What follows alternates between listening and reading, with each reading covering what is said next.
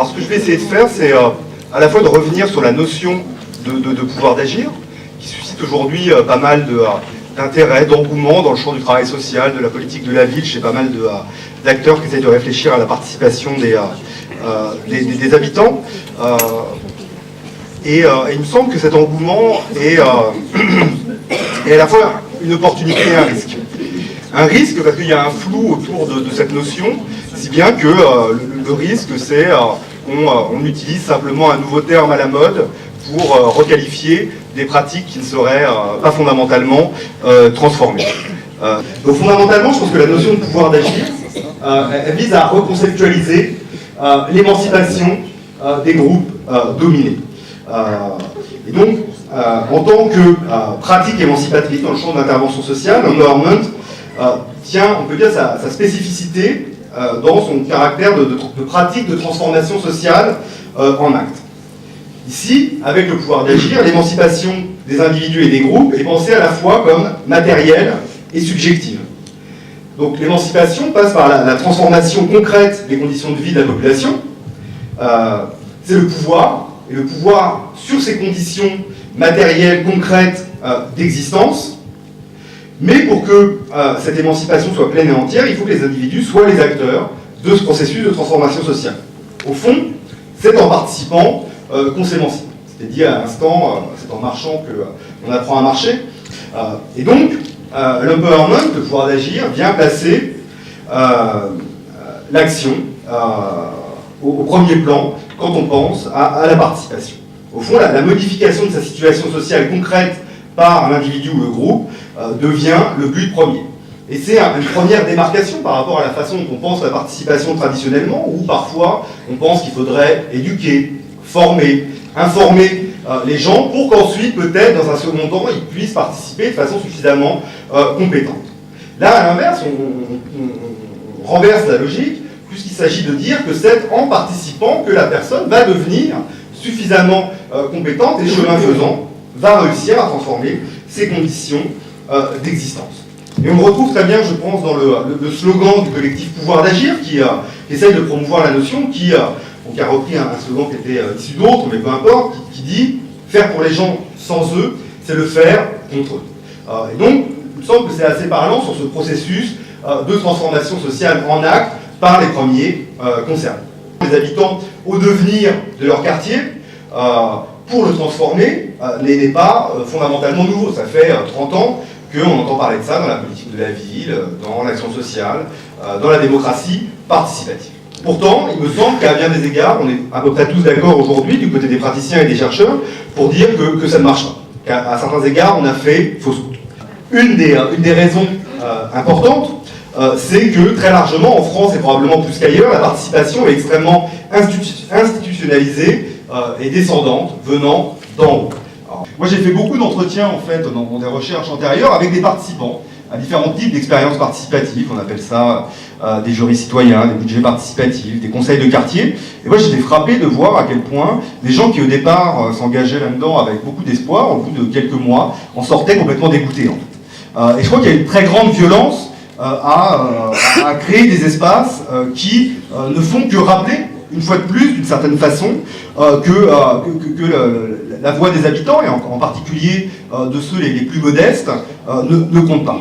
Et donc, c'est une des grandes difficultés aujourd'hui de la participation des habitants telle qu'elle a été mise en œuvre en France depuis 30 ans, c'est que, loin de réenchanter la vie publique, elle ne fait que confirmer la division du travail social et politique entre ceux qui savent et qui décident et les autres qui exécutent. Au fond, derrière la mise en œuvre d'espaces de démocratie participative descendants et institutionnalisés, il y avait l'idée de dire que si les gens ne s'organisent pas par eux-mêmes, il faut que les institutions les incitent à le faire. Et je crois que cette idée-là n'était pas fondamentalement mauvaise. En particulier, quand on s'intéresse, il me semble, à la participation des catégories populaires, et moi c'est ça qui m'intéresse, et je pense que quand on travaille dans les centres sociaux ou dans l'action sociale, c'est cette participation-là qui nous intéresse. Il me semble que si on veut faire participer les plus éloignés de l'espace public, il y a très peu de chances que leur voix soit entendue, que leur voix pèse, si elle n'est pas appuyée sur un collectif, sur un groupe qui la porte.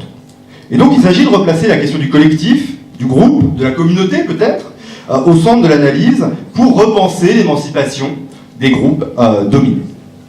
À définir le pouvoir d'agir de qui, pourquoi faire, avec quel projet politique ou associatif derrière, quelle visée d'émancipation. Derrière le flou, on voit bien qu'il y a des usages très différents et on peut dire que entre la visée radicale des mouvements sociaux et celle plus néolibérale des institutions internationales, il y a un...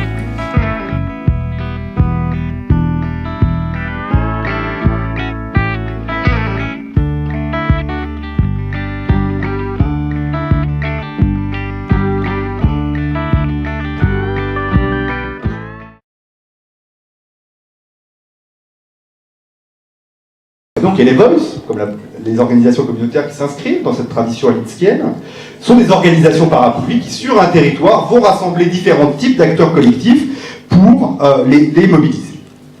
Deuxième tradition, c'est donc la Community Coalition, l'organisation que j'ai étudiée, vise à toucher ceux qu'on ne va pas trouver dans les espaces intermédiaires, dans les quartiers populaires. Elle vise à toucher les inorganisés, comme ils les appellent. Au fond, l'idée, c'est que il y a des gens qu'on va trouver dans les églises, dans les clubs de foot, dans les associations de parents d'élèves, mais il y a aussi beaucoup de gens qu'on ne va pas trouver dans ces espaces intermédiaires, et c'est en général les gens les plus désocialisés, les plus marginalisés.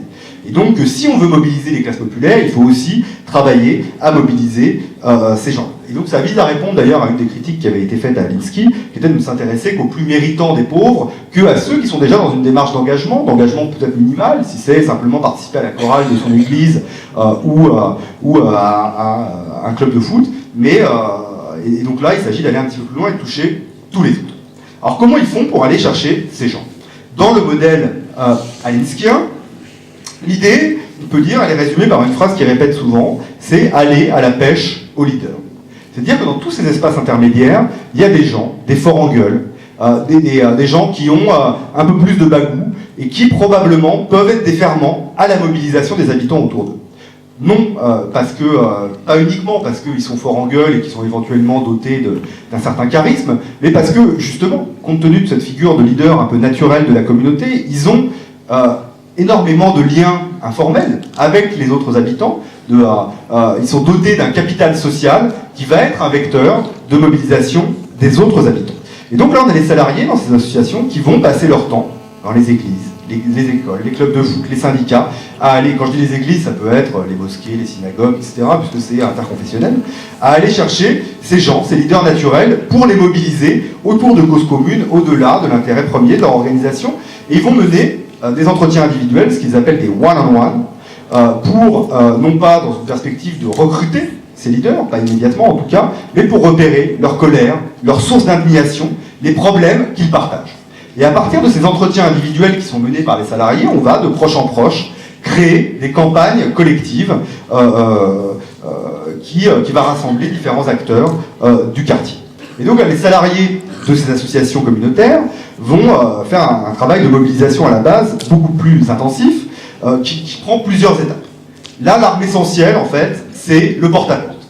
Et là, ils passent un temps considérable à taper à toutes les portes du quartier pour rencontrer les gens, mener également des sortes d'entretiens sur les pas de porte pour repérer les colères, les indignations, les problèmes qui se posent dans le quartier. Un des enseignements de cette façon de mettre en œuvre le pouvoir d'agir, et c'est à ça que ça invite, je pense, c'est une transformation de la culture organisationnelle des institutions et des associations. Souvent, moi, quand je raconte mes histoires américaines, on me dit, mais au fond, ce n'est qu'un ensemble d'outils, de trucs, de méthodes, le porte-à-porte, le one-on-one, les réunions d'appartenance. Or, je crois que c'est beaucoup plus fondamental que ça, puisqu'il s'agit de transformer la façon dont on conçoit son rôle en tant que travailleur social, militant associatif, etc. Un exemple, dans les deux organisations que j'ai évoquées, donc que j'ai suivies pendant de longs mois sur le terrain, la moitié des salariés passe l'essentiel de son temps sur le terrain à faire du porte-à-porte, à aller repérer des leaders, etc. Et donc dans l'allocation des ressources organisationnelles, il y a déjà un choix très clair qui est de donner la priorité à la mobilisation des habitants, puisque c'est cet élément qui va constituer un levier, qui va constituer une légitimité démocratique, à parler au nom, non pas de 10 ou de 20, mais de l'ensemble d'un quartier, et qui va aussi créer un rapport de force qui permettra d'être entendu d'ailleurs. Voilà, alors juste un dernier mot peut-être pour conclure. Et la France dans tout ça. Il y a des expériences de community organizing qui sont en train d'être importées aujourd'hui en France, à Grenoble, à Rennes, en banlieue parisienne, qui sont en fait assez proches de ce que j'ai pu observer. Donc c'est d'aller chercher les gens là où ils se trouvent. Deuxième élément, c'est pour que les associations et les travailleurs sociaux puissent jouer ce rôle, il faut leur en donner les moyens. Des moyens financiers, des moyens aussi en termes d'autonomie institutionnelle, et enfin des moyens de s'inscrire dans la durée. Il me semble néanmoins qu'à bien des égards, les centres sociaux pourraient, en partie, jouer un rôle proche des organisations communautaires que j'ai évoquées tout à l'heure. En tant qu'espace d'agrégation dans les quartiers populaires, mais souvent quand je discute de ces questions avec des directeurs ou des animateurs de centres sociaux, ils ont assez peur en fait de jouer ce rôle d'aiguillon de la population, peur de voir leurs subventions coupées, que ce soit par la CAF, le département ou la municipalité. Pourtant, moi, il me semble qu'aujourd'hui, si le travail social veut véritablement jouer à plein sa mission, prendre au sérieux l'idée et le projet du pouvoir d'agir, il s'agit véritablement d'essayer de s'inscrire dans une logique de contre-pouvoir, d'aller aiguillonner les institutions et d'aller taper là où ça fait un peu mal. Et peut-être que dans un premier temps, les institutions ne seront pas très contentes, mais je pense qu'à long terme, on a tous à gagner. J'ai l'impression que les centres sociaux peuvent être et doivent être les lieux où à tout citoyen, on peut lui dire « Viens ici, tu as quelque chose à dire ». Dans ce que vous proposez, ça me fait penser un peu à faire du lobbying.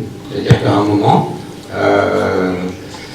on fait du lobbying, c'est-à-dire on mobilise la population sur effectivement des sujets qui leur sont proches, mais ça ne m'étonne pas, et vous l'avez dit vous-même dans votre exposé, que ce soit récupéré par les grandes banques, et là, pour moi, il y a sensiblement un danger. C'est-à-dire que même si effectivement on est tous, je crois, et les centres sociaux français le sont aussi, intéressés par cette notion de pouvoir d'agir,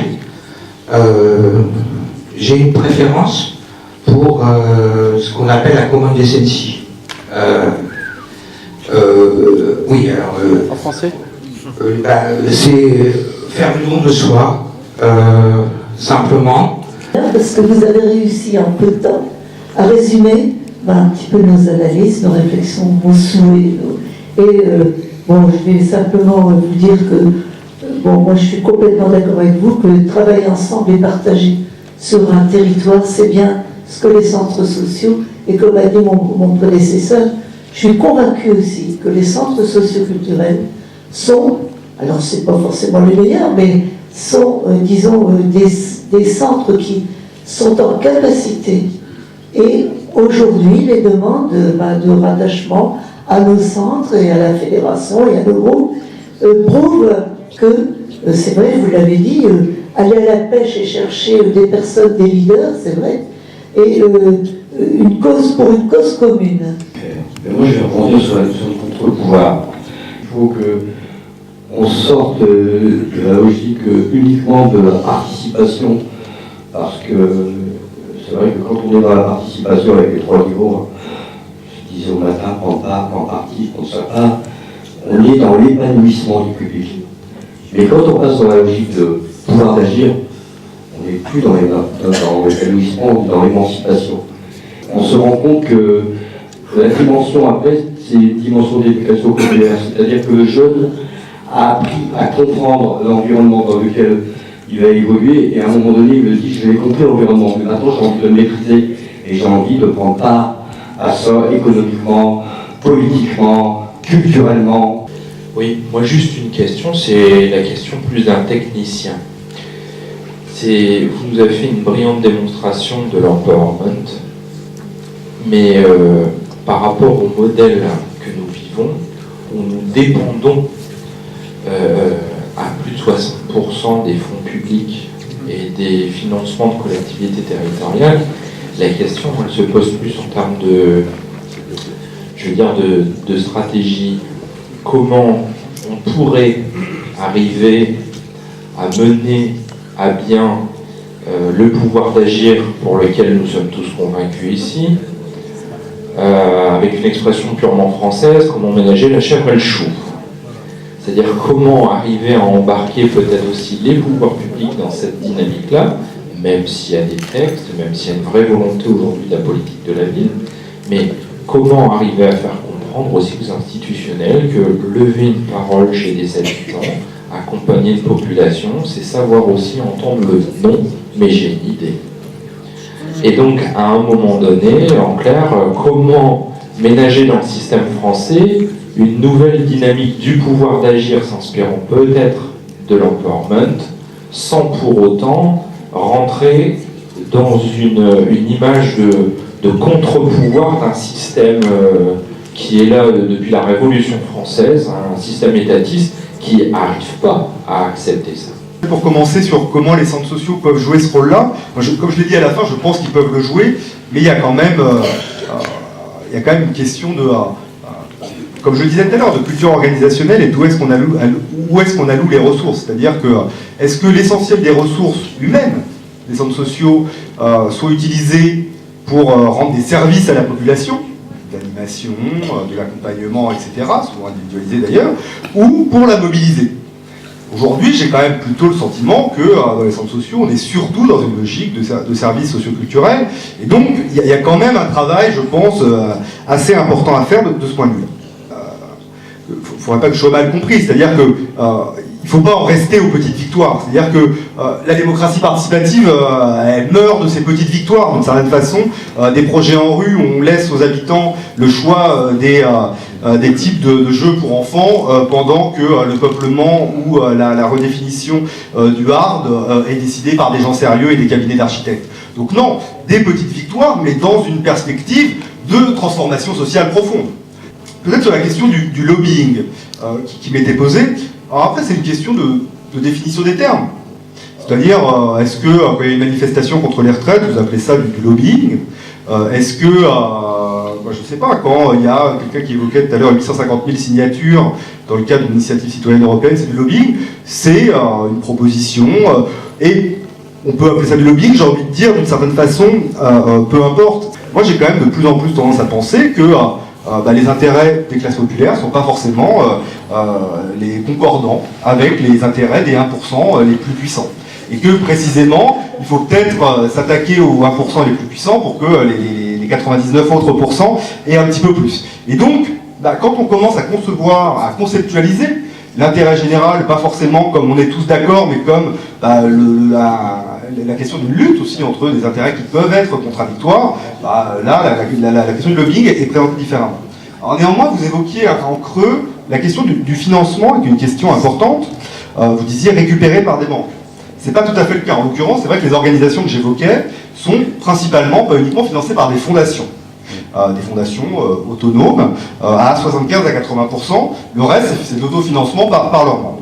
Et que, c'est en tout cas ce que disait très clairement le rapport de Kemesh-Mach, c'est que la participation des habitants dans les quartiers, elle crève au fond de l'incapacité d'un certain nombre d'acteurs, associations ou travailleurs sociaux, à jouer leur rôle de contre-pouvoir parce qu'ils ont peur de perdre leurs subventions, de perdre leur travail, s'ils vont trop loin. Et donc, effectivement, moi, la direction dans laquelle je pointe, c'est de réfléchir au financement du travail social et de la vie associative en France.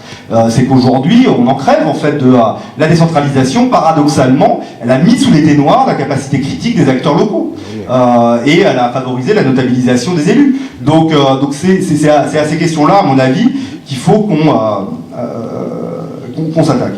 Je pense que les élus, ils se rendent bien compte que la participation telle qu'on l'a fait en France depuis 30 ans, ça ne marche pas.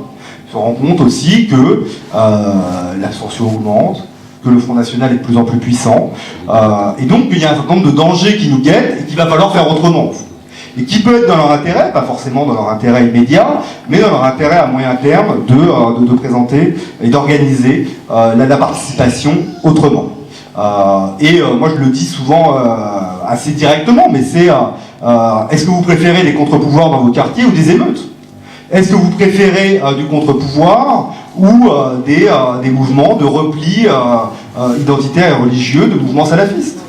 Et donc, en termes d'alternatives, face à tous les maux qui nous guettent, il me semble que éveiller les capacités critiques de la société civile, c'est dans l'intérêt des habitants, mais c'est peut-être aussi dans l'intérêt des élus. Après, il y a probablement des réflexions à avoir aussi sur la transformation du système institutionnel, mais là, ça nous emmènerait un peu loin.